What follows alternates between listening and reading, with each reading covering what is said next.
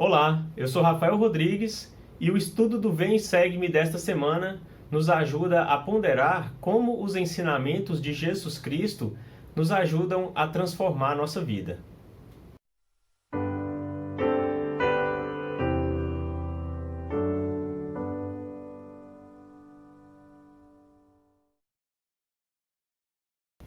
Esta semana, dos dias 19 a 25 de outubro, temos como designação Terceiro Nef, capítulo 27 até Quarto Nef, que tem apenas um capítulo. E o tema é: Não poderia haver povo mais feliz. Aqui temos Jesus Cristo voltando a ministrar entre o povo. Os seus discípulos tinham expressado em oração uma preocupação a respeito de qual nome deveria ser dado à igreja que havia sido organizada entre eles. Isso fez com que Jesus Cristo ensinasse que, se era a igreja dele, então deveria ser chamada pelo nome dele. E isso fica bem mais claro quando, em 1838, ele revelou que a igreja deveria ser assim chamada nos últimos dias: a Igreja de Jesus Cristo dos Santos dos Últimos Dias. Portanto, esse é o nome correto da igreja. E o presidente Russell M. Nelson, em outubro de 2018, na Conferência Geral, reforçou a importância de nós darmos o nosso melhor para utilizar o nome correto da igreja. Utilizar o nome correto da igreja nos faz lembrar sempre de Jesus Cristo. E isso é uma promessa que fazemos e é uma parte do convênio batismal que reforçamos, que renovamos a cada domingo ao tomar o sacramento, que é o de lembrarmos sempre de Cristo. Vou ler aqui um trecho do discurso do presidente Nelson naquela ocasião da conferência de 2018.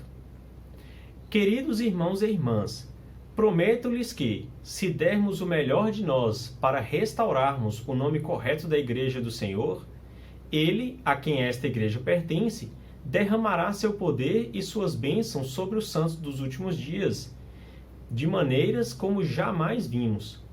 Teremos o conhecimento e o poder de Deus para nos ajudar a levar as bênçãos do Evangelho restaurado de Jesus Cristo a toda nação, tribo, língua e povo, ajudando a preparar o mundo para a segunda vinda do Senhor.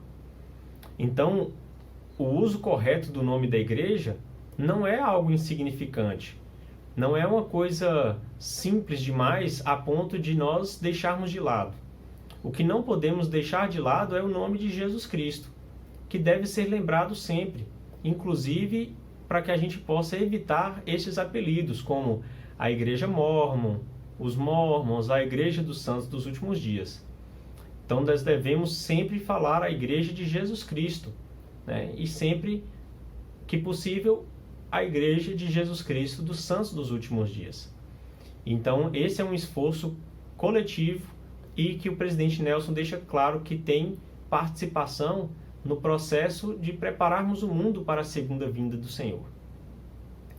Bem, naquela ocasião entre os nefitas, Jesus Cristo concede aos seus apóstolos o que eles desejaram e lhe pediram. 9 desses apóstolos pediram que, assim que completassem seu ministério na terra, pudessem ir diretamente para o reino de Deus, juntamente com Jesus Cristo. E essa foi a promessa, né? Jesus Cristo deixou a eles essa promessa de que, ao completarem 72 anos, eles deixariam esse tempo aqui da terra e iriam para junto deles. Os outros 3, que são conhecidos como os 3 nefitas, eles desejaram algo maior. E Jesus Cristo concedeu, inclusive dizendo que João, o seu apóstolo, né, também tinha desejado, João amado, também tinha desejado a mesma coisa, que era não deixar esta terra, mas permanecer aqui e ajudar ainda mais na obra do Pai.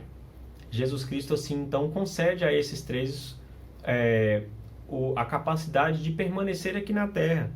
E eles nunca provariam a morte, mas viveriam aqui para realizar a obra do Pai entre os filhos dos homens, né? Jesus Cristo também diz em 3 Nef 28 que eles nunca padeceriam de dores, né, enquanto eles permanecessem na carne. nem tristezas a não ser pelos pecados do mundo. E tudo isso fareis em virtude do que me haveis pedido, porque desejastes conduzir a mim a alma dos homens, enquanto o mundo existir. Mormon, que acrescenta suas palavras aqui nesse trecho, diz que realmente essas coisas aconteceram. Os 3 nefitas permaneciam entre aquele povo, mesmo sofrendo muitas coisas. Por exemplo, eles foram atirados em prisões, mas as prisões elas não conseguiam detê-los, elas ruíam. Eles foram enterrados, mas conseguiam ferir a terra e sair de debaixo da terra. 3 vezes foram atirados numa fornalha e nada sofreram. 2 vezes foram atirados em covas de animais selvagens e nada acontecia, né? Assim como lembramos da história do Velho Testamento, né? De Sadraque, Mesaque, Abidnego, de Daniel, que eram atirados na fornalha, na cova dos leões e nada acontecia com eles. Então, estes 3 continuam na terra até hoje, e assim será até que Jesus Cristo volte na sua segunda vinda. Bem, a respeito do tema dessa semana, que é Não Poderia Haver Povo Mais Feliz, essa descrição é feita por Nefe, que é filho de Nefe, que era um dos apóstolos.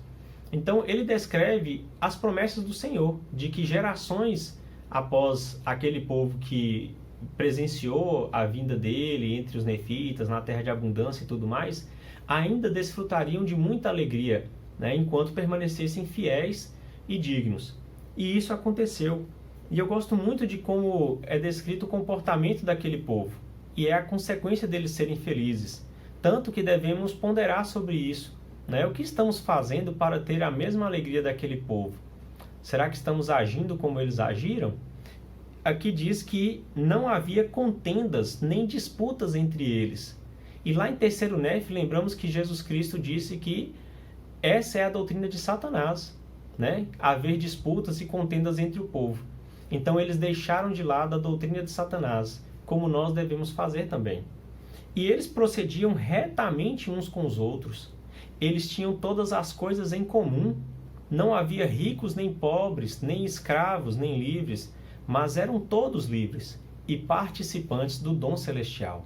Então realmente justifica o povo ter sido tão feliz, porque eles compartilhavam as coisas que tinham, né? Não tinha individualidade, não tinha egoísmo entre eles. Eles queriam que todos pudessem ser felizes e por isso dividiam o que tinham, compartilhavam suas bênçãos. E assim, eles não tinha mais entre eles nefitas ou lamanitas, eram todos o povo do Senhor. E isso foi perdurando, né? Enquanto aquele povo vivia esse comportamento, esse padrão tão elevado, né? Digno do reino celestial, digno de Jesus Cristo ter dito que não teria povo mais feliz entre eles. Mas, com o passar dos anos, infelizmente, a gente sabe que o coração das pessoas vai falhando.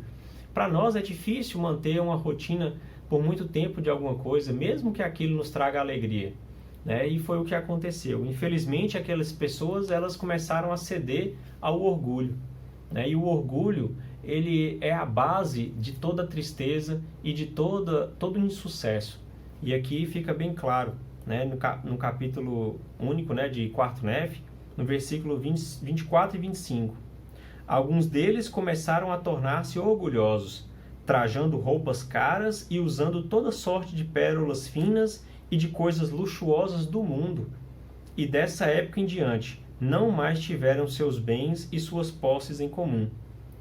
Né? Então aquelas pessoas começaram depois a se dividir, elas começaram a criar igrejas para obter lucro, elas começaram a voltar a desenvolver os sinais, as obras do bando de Gadianton. E aí acabou a paz entre aquelas pessoas. Os únicos justos que permaneciam eram poucos, entre eles os 3 nefitas. Tanto é que a obra do Senhor começou a acabar entre eles. E eles caíram em degeneração, eles caíram em iniquidade. Tudo porque começaram a dar espaço ao orgulho.